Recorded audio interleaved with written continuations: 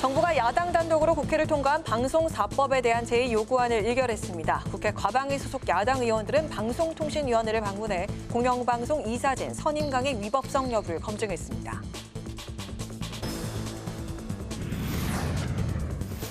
당정이 티몬 위메프 사태 재발 방지를 위해 정산기한 도입과 판매 대금 별도 관리 의무화를 추진하기로 했습니다. 민주당은 당내 TF를 가동하고 피해자 구제 방안 마련에 적극 나서겠다고 밝혔습니다.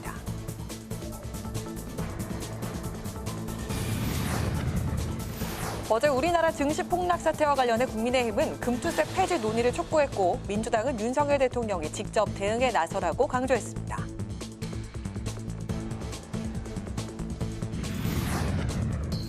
파워 인터뷰, 22대 국회를 이끌어갈 각 상임위원회 현황과 운영 방향을 들어보고 있습니다.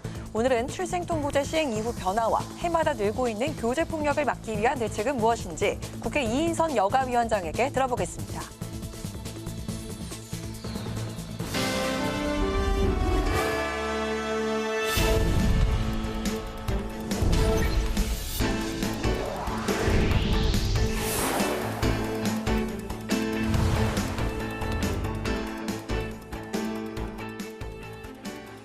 여러분 안녕하십니까? 8월 6일 화요일 국회 라이브 6 시작하겠습니다.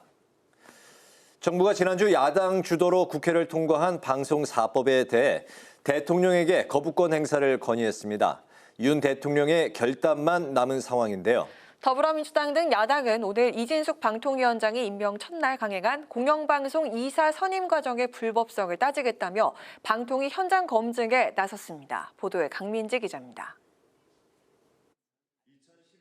필리버스터를 거쳐 야당 단독으로 국회를 통과한 방송 4법에 대해 정부가 윤석열 대통령에게 제2요구 행사를 건의했습니다. 지난 21대 국회에서 한 차례 거부권 행사로 폐기된 법안들로 문제점이 여전하다며 그간 누적돼 온 공영방송의 편향성을 더욱 악화시킬 것이라고 우려했습니다. 야당은 제2요구 당시 지적된 문제점들을 전혀 수정하거나 보완하지 않고 오히려 공영방송 사장의 해임을 제한하는 규정을 추가하여 헌법이 보장하는 대통령의 임명권을 더욱 침해하였습니다. 국민의힘도 정부의 제2요구는 당연한 결과라며 민주당을 향해 탄핵을 위한 정쟁용 입법을 멈추라고 촉구했습니다. 제2요구로 폐기된 법안들을 다시 이 거부권 행사를 한 그 숫자 늘리기 위한 정쟁령으로, 그래서 탄핵 명분 쌓기 위한 정쟁령으로 하는 이런 이제 입법 강행 처리는 잠시 중단을 해라. 민주당은 계속되고 있는 윤 대통령의 거부권 행사를 비판했습니다. 그러면서 이번 방송사법도 거부권을 행사해 재표결에서 부결된다면 다음 회기에서 또다시 방송사법을 재발의하겠다는 방침을 시사했습니다. 정부 여당은 뭘 하고 있습니까? 중독이 되다시피 한 거부권 행사로 민생을 말려주기려 하고 있습니다. 이런 가운데 국회 과방위 소속 야당 의원들은 공영방송 이사진 선임 과정에 불법성이 있었는지 확인하겠다며 오늘 방송통신위원회 현장 검증을 진행했습니다. 야당 의원들은 회의록 등 자료 제출을 요구했지만 방통위는 제출이 가능한 상황이 아니라며 응하지 않았고 현장 검증에 불참한 여당은 민주당 때문에 빚어진 상황이라고 비판했습니다. 전반적으로 현장 검증과 문서 검증에 대한 인식이 부재하고 방통위원회 상임위원, 방통위원회 위원장 권한대행으로서 아직까지 업무 파악이 제대로 안 됐다는 점을 확인하게 됐습니다. 지금 이 사태는 2인 체제, 이른바 방통위의 2인 체제로 인한 것이라고 주장하고 있습니다. 2인 체제를 만든 사람들이 민주당입니다. 한편 오는 9일 과방위에서 방통위 이사 선임과 관련한 청문회를 앞두고 야당이 치밀한 검증에 나서겠다고 벼르고 있어 여야의 치열한 공방이 예상됩니다.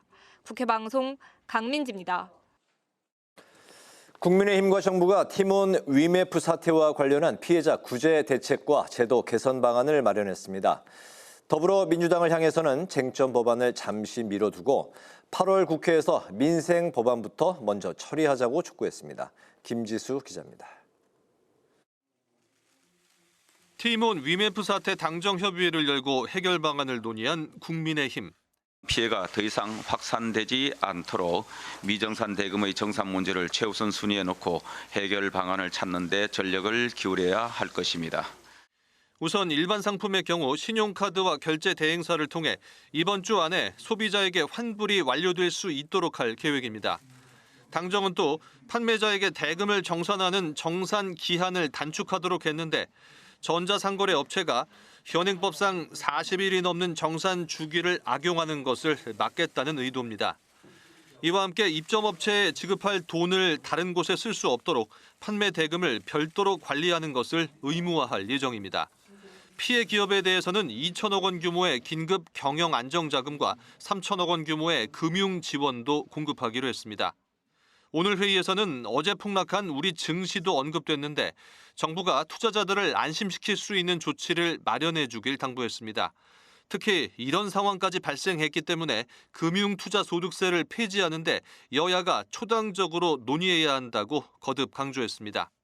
앞서 열린 원내 대책회의에서는 시급한 민생 법안을 8월 임시국회에서 먼저 처리하자며 민주당에 여야정 협의를 개시하자고 촉구했습니다. 정쟁 법안들은 당분간 미뤄둡시다. 민생 법안은 8월 임시국회에서 처리하고 여야 간의 이견이 있는 민생개혁 과제들은 8월 안에 여야정 협의를 개시합시다. 국민의힘은 이 밖에도 금투세와 상속세, 종부세 등 세제 개편 문제와 함께 연금 개혁과 집값 상승 등 시급한 현안에 대해 논의에 착수해야 한다며 야당을 압박했습니다.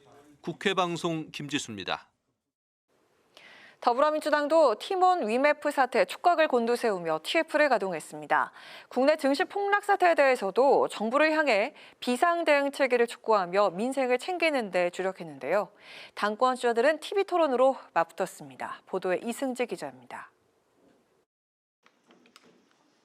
TMF 사태 대책 마련을 위해 TF를 구성한 더불어민주당이 첫 회의를 갖고 윤석열 정부의 부실 대응을 지적했습니다.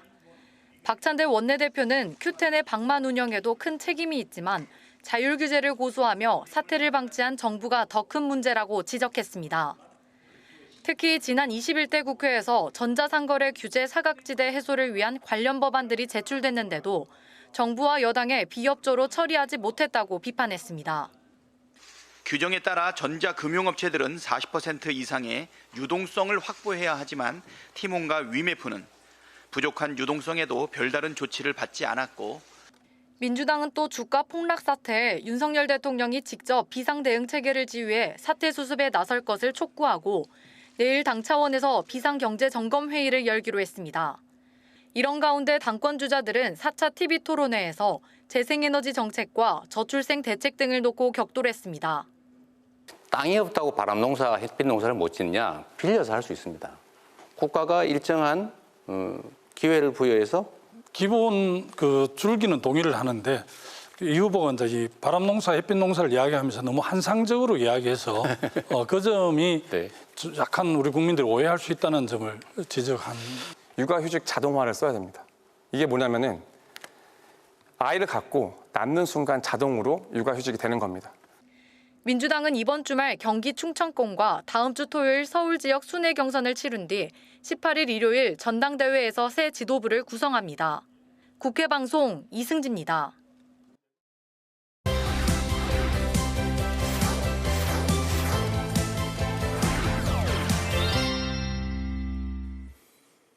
네, 오늘 이슈픽 서완한 개건 기자와 함께 정치권에서 제기된 검찰의 통신기록 조회 논란부터 짚어보겠습니다. 서완한 기자, 어서 오십시오. 네, 안녕하십니까? 네, 검찰의 통신기록 조회 논란.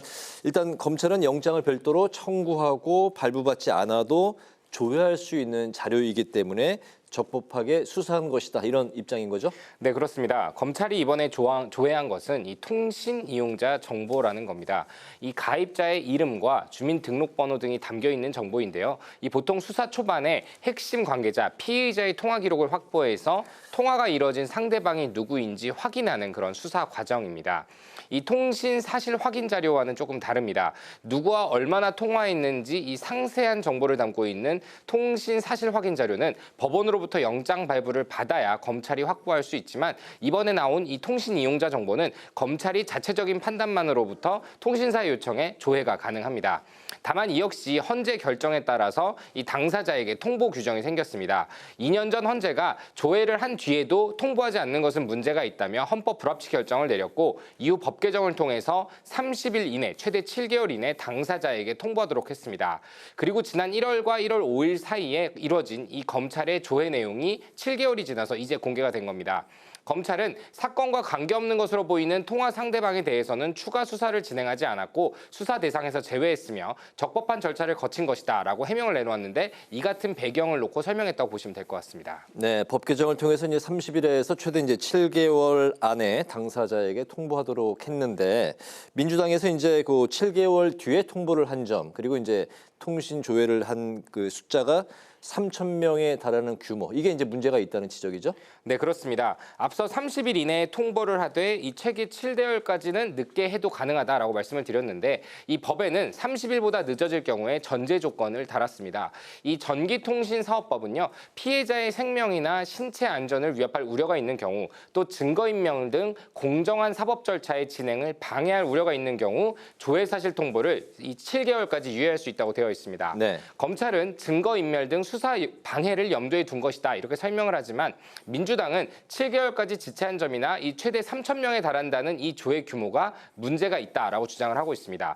당장 이재명 대표 등 이 140여 명이 조회를 당했다라고 지적을 했는데 오늘 원내대책회의 때도 박찬대 원내대표 이 군사 독재 정권에나 있었던 무차별한 민간인 사찰이다 이렇게 강하게 규탄을 했는데요.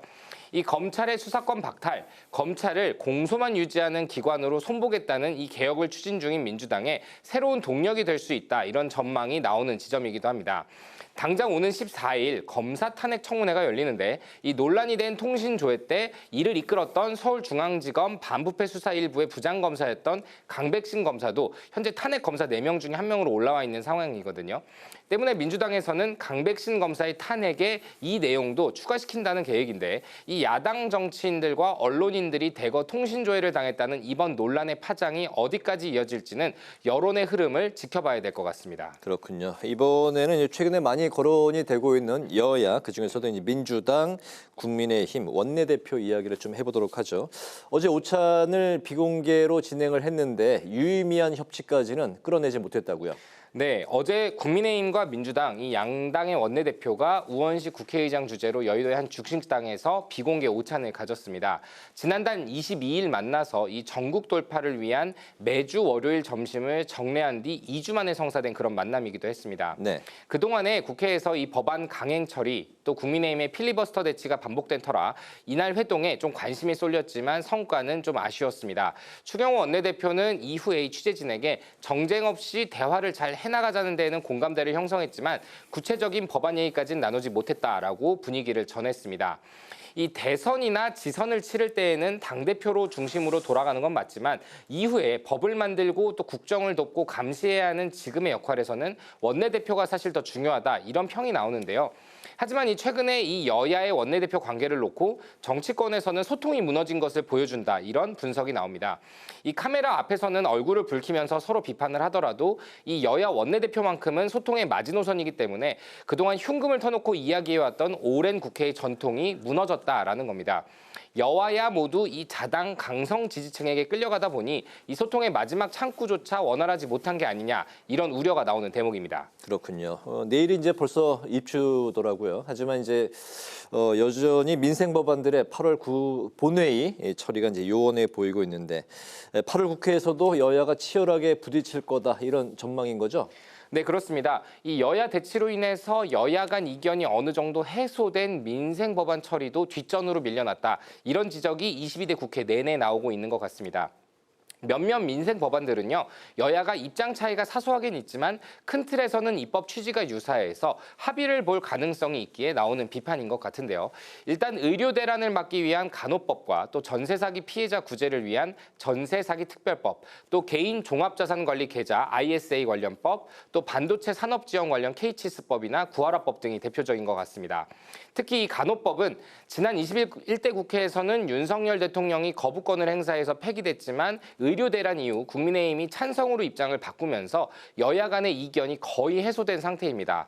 또 전세 사기 특별법도 피해자에게 주택도시기금을 활용해서 선구제 후 회수하자던 민주당이 이 정부와 여당의 민간주택 전세 임대 방안에 긍정적인 입장을 내비치면서 타협할 여지가 생겼다 이런 평이 나오고요. 또 절세 혜택이 커서 만능 통장으로 불리는 이 ISA 계좌 납입 한도와 비과세 한도를 현재 200만 원에서 500만 원으로 늘리는 법안은 국민의힘이 발의했지만 오히려 민주당은 한 발 더 나아가서 아예 전액 비과세로 해주자라는 입장이라서 타협의 여지가 열려 있다라는 평가를 받고 있습니다. 이 정치권에서는 해병대원 특검법부터 최근에 이 노란봉투법까지 민주당이 정쟁 법안을 우선하고 또 국민의힘에서는 이에 대해서 협치를 하기보다는 대통령 거부권에 기대기 시작하면서 원내대표 관계가 멀어지고 또 민생 법안 처리도 그만큼 요원해졌다 이런 평가가 나옵니다. 그럼에도 민주당이나 국민의힘 내부에서는 여전히 이 국회가 민생 법안을 우선해야 된다라는 목소리가 적지 않거든요. 네. 때문에 이 8월 임시국회에서 여야가 협치의 묘를 보여줄 수 있을지는 역시 지켜봐야 될 것 같습니다. 네, 오늘 이슈픽 서한한 개원 기자와 함께했습니다. 오늘 말씀 잘 들었습니다. 고맙습니다.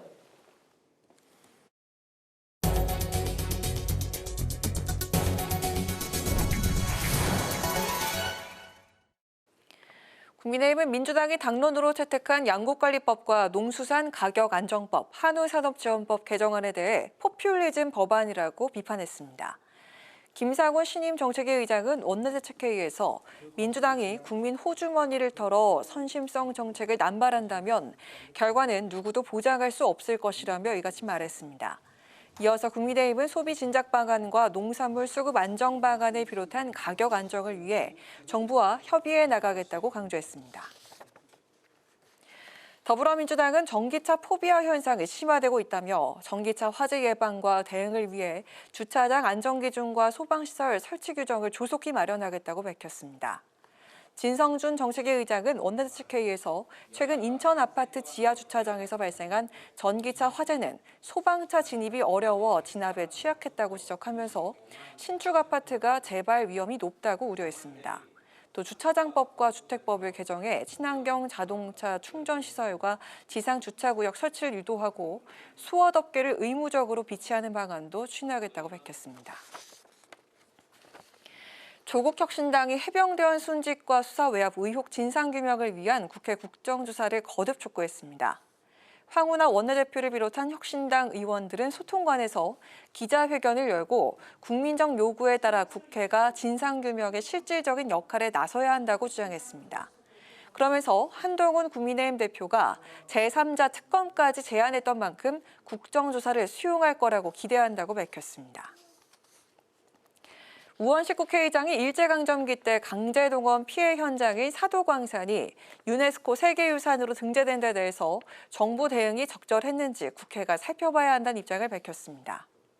우 의장은 오늘 발표한 입장문에서 정부가 사도광산 세계유산 등재에 동의한 건 국민적 상식과 보편적 역사 인식에서 크게 벗어난다며 유감을 표했습니다. 그러면서 정부를 향해 사도광산 등재와 관련한 외교 협상의 전모를 공개하고 일본 정부의 강제동원 피해자 명부 제공을 요청하라고 촉구했습니다.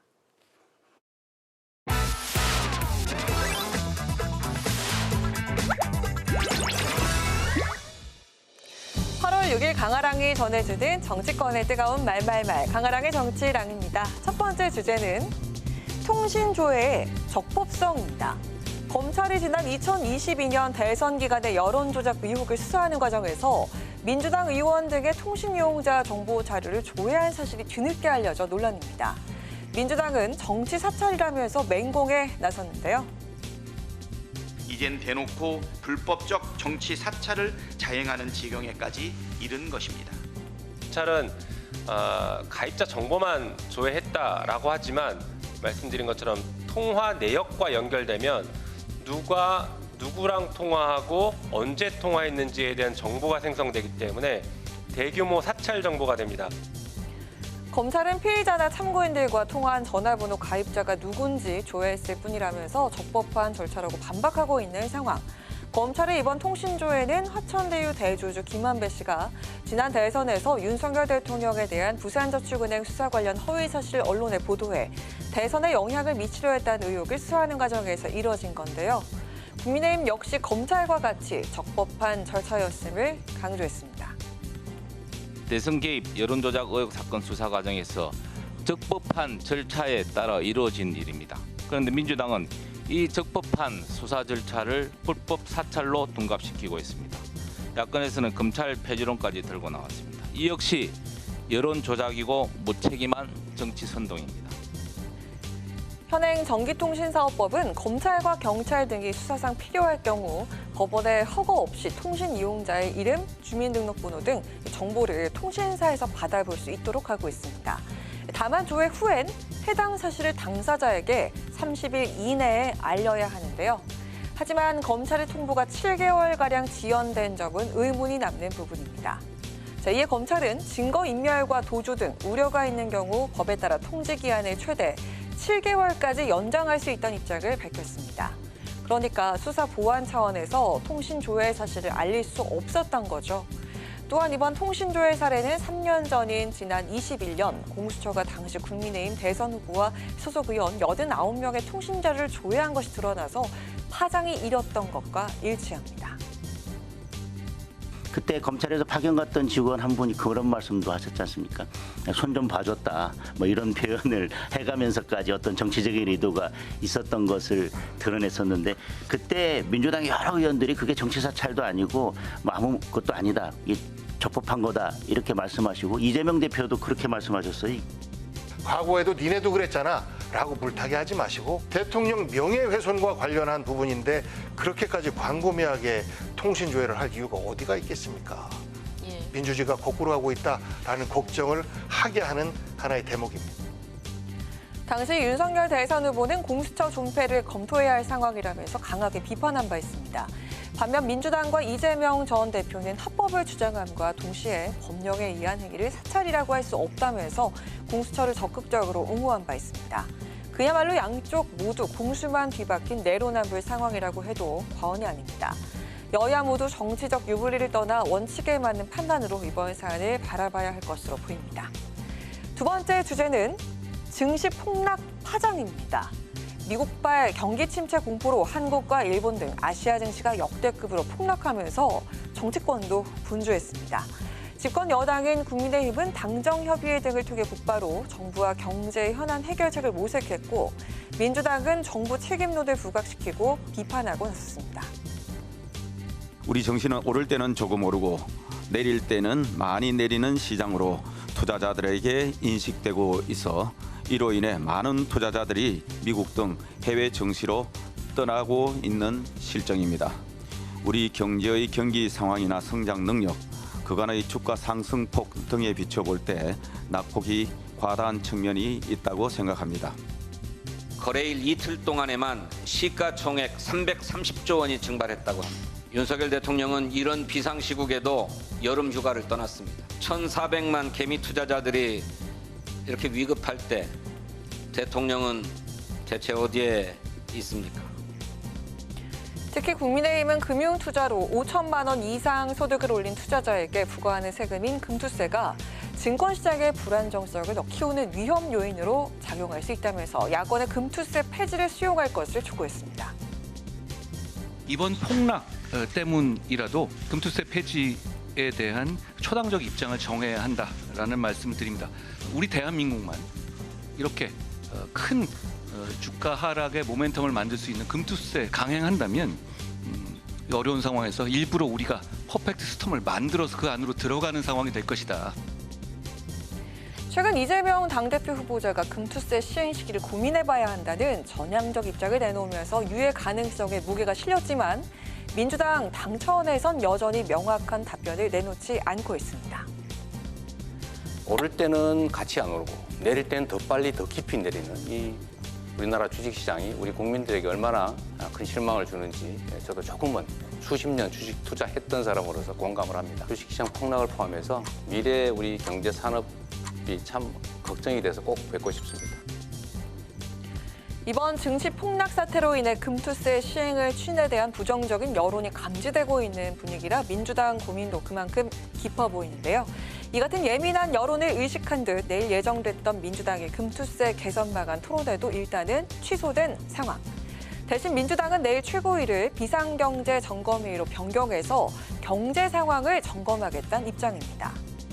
증시 폭락 사태로 재차 뜨겁게 떠오른 금투세 폐지론 1,400만 개미들의 반발 속 정치권이 어떻게 해결책을 모색해 나갈지 이목이 집중됩니다. 지금까지 강한항의 정치랑이었습니다.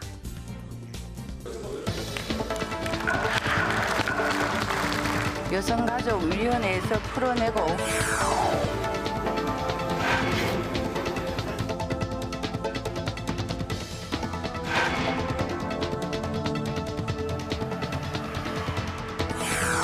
전략적인 그런 모습.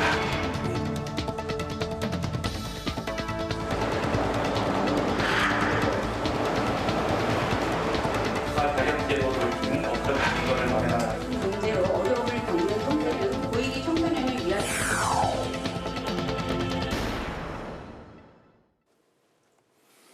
각 상임위의 과제와 운영 방향을 통해 22대 국회를 전망해보는 시간입니다. 파워 인터뷰 상임위원장에게 듣는다. 오늘은 이인선 여가위원장을 모시고 보호출산제 시행 이후의 변화와 해마다 증가하는 교제 폭력을 막기 위한 대책은 무엇인지 자세한 이야기를 들어보겠습니다. 위원장님 안녕하십니까? 네, 안녕하세요. 네. 네, 반갑습니다. 22대 국회 전반기 여가위원장에 선출되신 지 한 달이 좀 지났습니다. 네, 그동안 그렇습니다. 이제 뭐 위원장님의 이제 이력은 3번 만에 국회에 이제 입성을 하셨고, 네. 예, 그리고 이제 이번에 네. 재선에 또 이제 성공을 하셨습니다. 많은 고생과 역경 속에 예. 그 잘 지내 오셔서 이 자리까지 오셨다고 네. 여러 인터뷰를 제가 봤는데 예.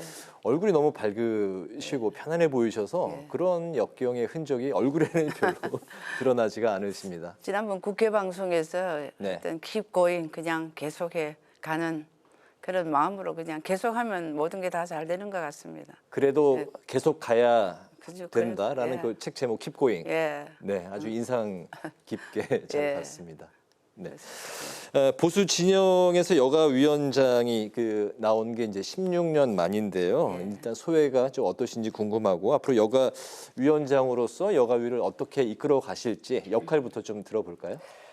네, 뭐 17대 이후에 16년 만에 보수 우파에서 이제 위원장으로 이제 선출이 되면서 이제 책임감을 느낍니다. 특히나 이제 사회적인 약자, 소외계층에 대한 정책적인 지원은 물론이고 네. 미래 이제 우리가 그야말로 미래 세대를 위한 아동이나 청소년 또 다양한 가족들을 위한 보다 나은 삶을 위한 여러 가지 정책을 위해서 최선을 다해야 된다고 생각을 합니다. 네. 네. 이 여성가족위원회에서 가장 중요한 이슈는 이제 우리 아이가 태어나는 것이 아닐까라는 생각이 드는데요. 네. 지난달부터 그 부모의 출생 미신고로 유령 아기가 되는 걸 방지하기 위해서 출생통보제와 또 보호출산제가 시행이 됐습니다. 네. 이 두 제도를 통해서 이제 앞으로 과연 어떤 변화를 좀 기대할 수 있을까요? 예, 그 이제 최근에 이제 사회적인 이슈가 되면서 이 두 네. 제도가 이게 생성이 됐는데 결론적으로는 보면 기사에 보면은 시행한 지 10일 만에 124명의 이제 혜택을 받아서 아기가 태어날 수 있는 혜택을 받았다는 걸 보면서 이러한 법은 꼭 반드시 우리가 필요한 법인데 네. 물론 이 법에 대해서 반대하는 분들도 계시지만 그래도 우리가 유령 아기도 보호해야 되고 이제 그 산모들의 위기 임산부를 위한 이제 위기를 타개할 수 있는 이제 길을 터줘야 되는 거와 또 영아들이 이제 이 혜택 유기가 될 수는 없잖아요. 그래서 혜택 받을 수 있는 이런 제도적인 거는 좀 늦었지만 아주 잘했다고 저는 생각을 하고 7월 초에 이게 이제 시행이 되면서 얼마 되지 않았는데 벌써 이런 많은 혜택을 받는 수치가 나오고 있습니다. 네네. 네. 알겠습니다. 그 2달 전에 20대 유튜버가 임신 36주에 낙태 수술을 받았다고 이제 공개해서 이제 네. 또 논란이 됐는데요. 낙태죄가 이제 지난 2019년에 형법상 헌법 불합치 이제 결정이 나면서 이제 사라지고 개정되지 않으면서 입법 공백이 이제 현재까지 이어지고 있는데 혼란이 이제 계속되고 있는 이런 그 낙태 문제 좀 어떻게 해결을 해야 될까요? 예, 이제 그게 한 5년간 지금 공백이 되고 있고요. 이게 네. 굉장히 예민한 문제다 보니까 서로 미루면서 이게 앞서서 이 소신의 발언을 잘 하지 않는 그런 공백기가 지금 있는 상태입니다. 그래서 이게 결국은 그 생명의 존엄성 문제, 또 그러면 아기를 가진 임산부의 여성의 자기 결정권이 두 가지가 상치되는 부분이 있습니다. 네.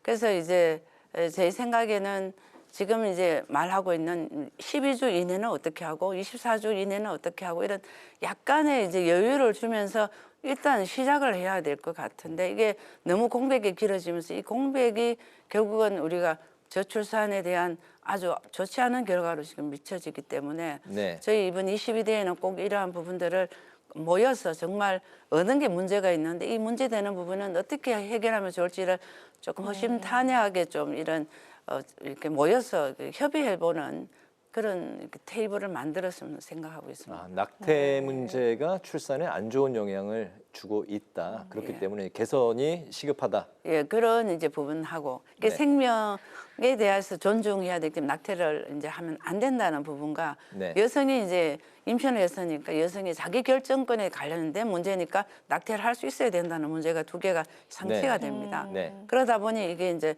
12주로 이렇게 끊어서 12주 이내는 좀 자유롭게 아니면 24주 이내는 어떤 특별한 경우에만 할 수 있게 이런 거 논의를 대다 말고 지금은 이제 스톱이 되어 있는 상태입니다. 그래서 다시 테이블에 올려서 우리가 이 낙태 문제는 이 저출생에 관련돼서 굉장히 필요한 부분이라고 생각을 하고 있습니다. 그러니까 그 시기마다 임신 그 시기 단계마다 각각 다른 법을 좀 적용을 하는 걸 좀 탄력적으로 운영을 하는 게 맞습니다. 필요하다. 유연하게 예. 봐야 되지 너무 이렇게 딱 끊어서 생각하면 양쪽에 지금 상치되는 부분이 어느 한 부분도 이 희생을 하게 할 수는 없잖아요. 생명은 저놈도 네네. 중요하고 여성의 임신에 대한 이게 자유로움도 결정에 대한 자유로움도 줘야 되고요. 그래서 네네. 이게 약간 이제 여성 문제와 사회 문제가 조금 상치되는 그런 게 있습니다. 네네. 네, 이런 거는 우리나라 그 저출산은 세계적으로 정말 그 유례를 찾기 힘들 정도로 심각한 수준이라고 하는데 지난해 대한민국 합계 출산율이 0.72명이었습니다. 네네. OECD 국가 중에 최하위를 기록하기도 했는데 왜 유독 그 우리나라 출산율이 낮은지 한번 좀 들어보기로 하고요. 그 원인이 또 궁금하거든요. 좀 어떻습니까? 예, 그 이제 갑자기 저희 이제 나라가 저희 보면 이제 지난 시간을 보면 일본하고 우리 이게 전산이나 IT 문제로 봐서도 우리가 굉장히 빨리 가는 대신에 이제 여러 가지 어려움도 있듯이 지금 이제 갑자기 저출산 문제가 우리나라만 굉장히 빠른 속도로 오고 있습니다. 그건 아마 여러 가지 문제가 있는데 가족 문화적인 게 MZ 세대가 오면서 가족이라는 개념이 조금 바뀐 부분도 있고 또 역시 이제 주택 구입하는데 어렵고 본인의 생활이 이렇게 오버로딩 되는 게 좀 이제 싫은 거죠. 이게 네. 세대가 젊어지면서. 그래서 이런 이제 책임지거나 책임짐으로 해서 얻는 행복감 이런 경중을 따졌을 때 그게 이제 사고 내지는 문화가 지금 따라오지 않는 게 좀 있는 것 같고요. 그런데 그 중에서 제가 보기는 이제 수도권 집중화가 우리 이제 지역 균형 발전으로 이렇게 바뀌어져야 되는 부분 하나가 그 서울은 0.64고요. 이 부산이 0.75, 대구가 0.81, 경기가 0.88입니다. 이건 역시 이 좀 살기가 좀 편안하고 좋아지고 주택이나 모든 문제가 해결이 되면 출산에 대해서 다들 이렇게 가지고 싶어하는 그런 이렇게 소망은 있다고 저는 생각을 하고요. 네. 수도권 집중을 조금 이렇게 완화하는 그런 정책이 되기를 바랍니다. 최근에 뭐 정부가 여러 가지 대책을 뭐 내놓고는 네. 있습니다. 출산 휴가를 뭐 사업장에서 적극 사용하도록 그렇게 이제 권고하는 뭐 그런 것도 있고 주택 대책 또 이제 교육에 대한 뭐 지원 그리고 여러 가지 이제 또 뭐 그 월 뭐 그 일정 금액을 뭐 18세까지 또 지원하는 여러 가지 이제 아이디어들이 나오고 있는데 미국의 가장 최근에 출산율이 우리나라에 지금 0.72의 한 2배 정도 나왔는데도 역대 최저를 기록했다고 그렇게 이제 그 발표가 났는데요. 너무 그 타 국가에 비해서 너무나 낮은 이런 그 출산율 가장 좀 어디부터 좀 이렇게 지원 보완을 해야 될까요? 예.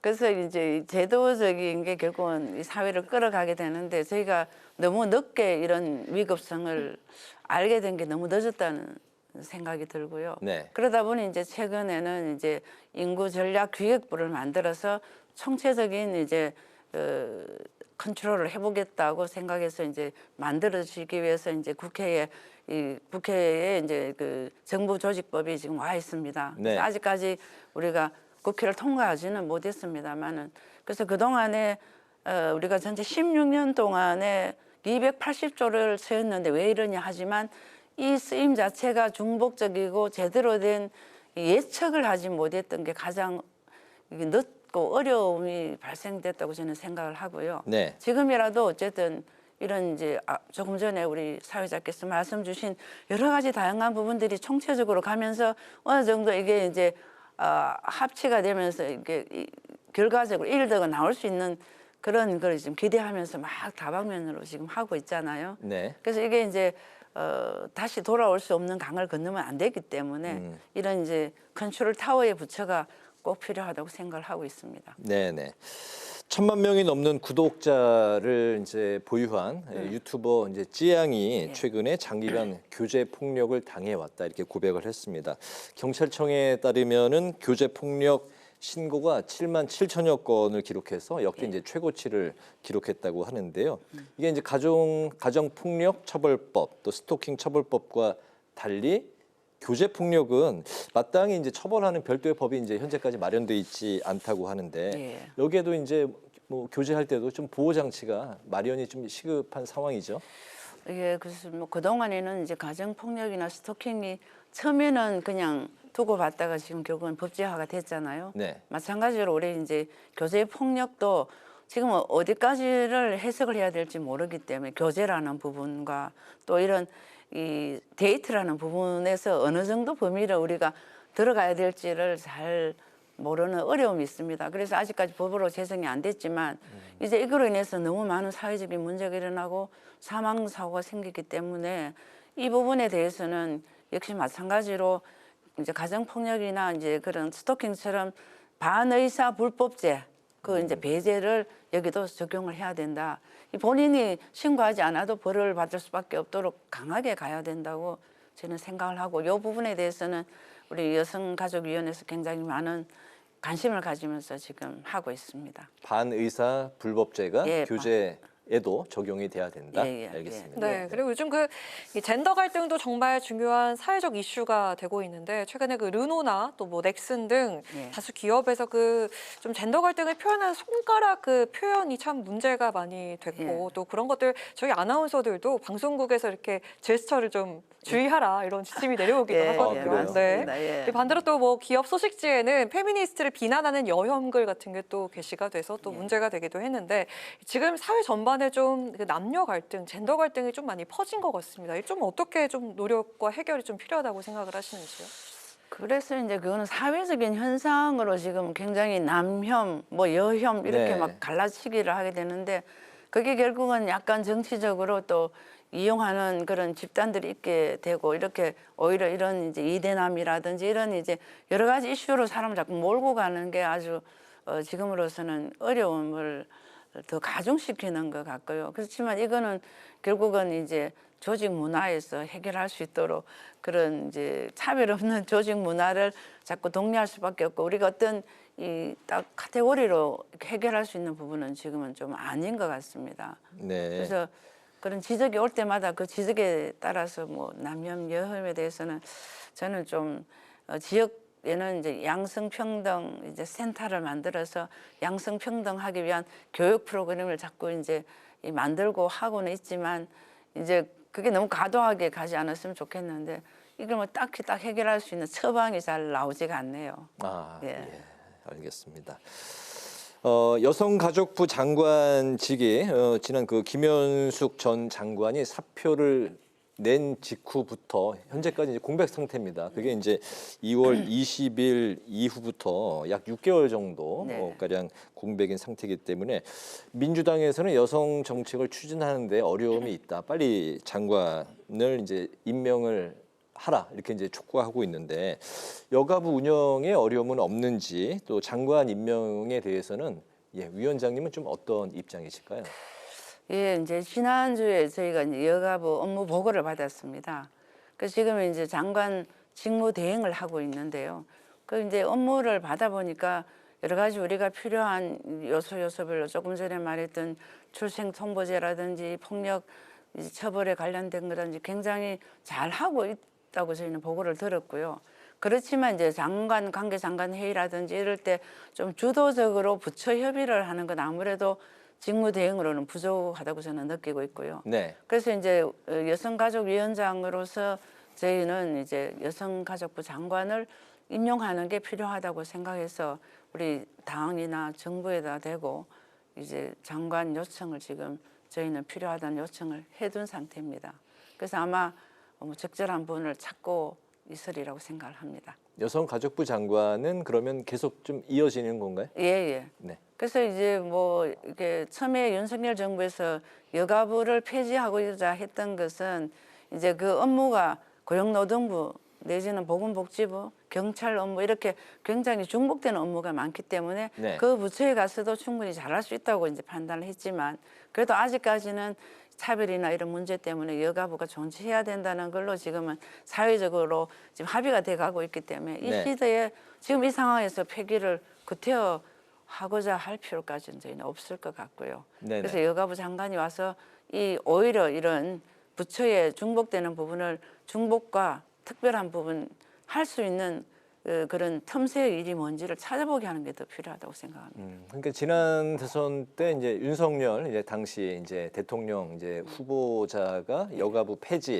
이제 공약을 이제 했지만 교통 부처별 이제 그 교통 정리를 잘 하기만 하면 여가부의 이제 존속은 꼭 필요하다. 그렇기 때문에 여가부 장관도 아까 말씀하신 인구전략기획부 네네. 여기와 이제 병합해서 이제 계속 좀 지속할 필요가 있다. 그런 입장이신 건가요? 예, 저희는요. 그래서 인구전략기획부는 아무래도 출생 내지는 저출생 고령화에 대한 전반적인 컨트롤을 할 수 있기 때문에 여가부의 업무도 좀 그 안에 포함이 될 겁니다. 아마. 그러면 어느 시점인가 여성가족부가 그쪽에 포함이 되고 보건복지부 경찰청 여러 가지 업무를 이제는 조금 정리해도 되는 시기가 아마 올 것 같습니다. 네네. 그때 판단해도 늦지 않다는 생각을 합니다. 그렇군요. 네, 이제 어느덧 그 마지막 질문 남겨두고 있는데 예, 앞으로의 그 정치적인 목표나 포부를 좀 들어볼까 합니다. 오늘 저희가 이 자리 여가위원장으로서 먼저 모셨으니까 네네. 질문 좀 나눠서 앞으로 그 여가위원장으로서 가질 정치적 과제나 목표가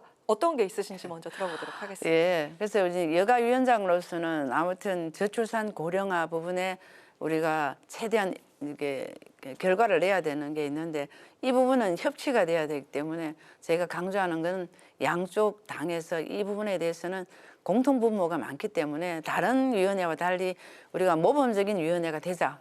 처음부터 제가 얘기를 했고 그렇게 이끌고 가고 싶습니다. 네, 그리고 그 대구 수성구 의뢰 재선이십니다. 참 많은 그 지역구에서 또 우여곡절 끝에 또 재선이 되셨고 지난 그 21대에서는 재보궐로 또 초선이 되셨다가 이번에 또 재선이 되셨는데 자 지역구를 또 포함해서 본인의 또 개인적인 정치적인 목표가 또 있으실 텐데요. 앞으로 어떤 포부를 갖고 계실까요? 예, 이제 제가 처음에는 이제 산업통상자원 중소벤처 이제 상임위를 했고요. 네. 이번에 이제 기획재정위를 하고 있습니다. 그래서 국가재정이나 이렇게 잘 쓰일 수 있는 부분들을 보고 있겠지만 그래도 지역에서 필요한 이 공약이나 이런 게 필요하지 않습니까? 그래서 수성구는 교육도시고요. 교육 1번지고 여기에 이제 어린이들이 놀고 청년들이 벤처를 위해서 모이고 다양한 가족들이 살 수 있는 그런 살기 좋은 수성구를 만드는 게 제가 가장 목표로 하는 거고요. 그 과정 중에서 이제 국회에서 활동은 AI 포럼을 국회랑 같이 국회 AI 포럼을 만들어서 이제 산업 전반이 좋아지면서 특히 수성구는 소상공인이 많습니다. 네. 그래서 이제 상인들이 아주 그런 힘든 지금 삶을 살지만 좀 미래가 보이는 그런 밝은 미래를 줄 수 있는 그런 희망을 주고 싶은 그런 제 포부가 있습니다. 그렇군요. 네. 예전에 대구에 갔을 때 수성못이 참 인상적이었는데 예. 지금도 여전히 더 예. 발전돼서 더 뭐 예쁘게 가꿔지고 있겠죠? 맞습니다. 이 수성못이란 게 이제 대구와 경북민들이 다 모이는 사랑하는 곳이기 때문에 힐링할 수 있는 공간에 여러 가지 이제 문화부 사업이나 이런 게 굉장히 많이 좋아졌어요. 다시 한번 오면 수성못을 보면서 대구가 굉장히 좋은 도시라고 생각할 거고. 네. 그 이제 주민들이 가장 원하는 건 수성못이 살기 좋게 만드는 거와 또 교통에 대해서는 수성 남부선 같은 게 좀 빨리 됐으면 좋겠다. 뭐 그런 노후 도시들 뭐 지상 건물의 노후 주택들이 빨리 이 30년 된 그런 도시 그 아파트 단지가 있습니다. 그래서 좀 이제 새 단지가 들었으면 굉장히 정화가 되잖아요. 그래서 네.